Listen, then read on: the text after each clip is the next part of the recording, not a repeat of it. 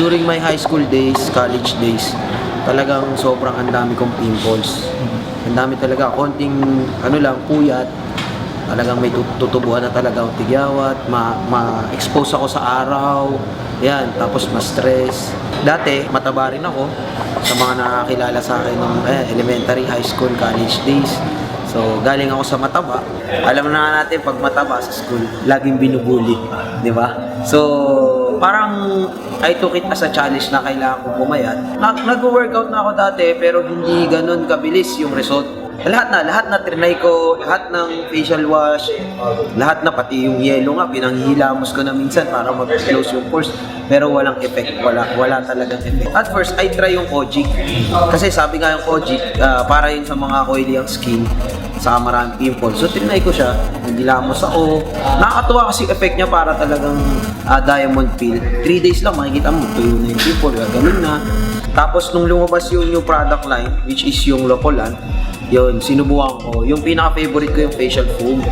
Kasi hindi siya mahapdi. So, tapos mild lang siya. And then, yung protection sa sun, meron na rin yung BB cream. Maganda sa face. Minsan nga, natuwa ako kasi hindi naman ako Koreano. Napagkakamalan ako Koreano dahil sa skin ko. Minsan napagkakamalan din akong Japanese dahil sa skin ko. So, kasi nga, di ba, sila yung mga Asian na magaganda talaga yung skin. So, yun yung pinaka-turning point ng paggamit ko ng product. Hanggang sinubukan ko na bawat isa. Sinubukan ko yung Performax, saka yung Spirulina. Nag-workout ako na palabas ko hanggang 4-pack lang. Yun na yung sagad. Pero nung ginamit ko talaga yung products ng Royal, napakabilis. Every morning, every night, mag-iinom ako ng Performax. Nakuha ko yung 6-pack ko. Tapos yung waistline ko, hindi talaga siya bumababa ng 30. Hanggang 30 lang talaga. From 30, naging 28 na lang siya ngayon. Sa Performax naman, iniisip ng iba, para lang yun sa may partner. Okay? Actually, hindi. Kasi yung Performax, ine-enhance niya yung hormone ng pagkalalaki.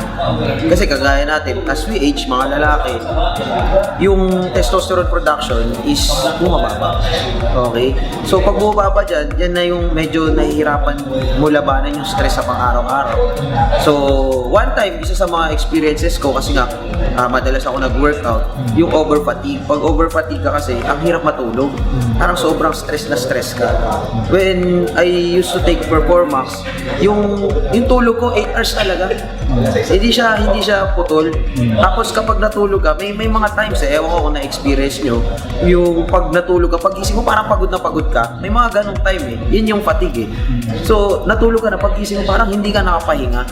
Pero sa Performax, kahit konti lang yung tulog mo, pero nag-take ka nun, sobrang sarap ng gising mo, sobrang sarap ng pakiramdam. And syempre, yung tinatawag na muscle recovery. Sa pag nag-workout ka, kaya ka nag-workout kasi gusto mo punitin yung muscle mo para mag-repair ulit. Diba? Yung muscle recovery sa Performax, napakabilis.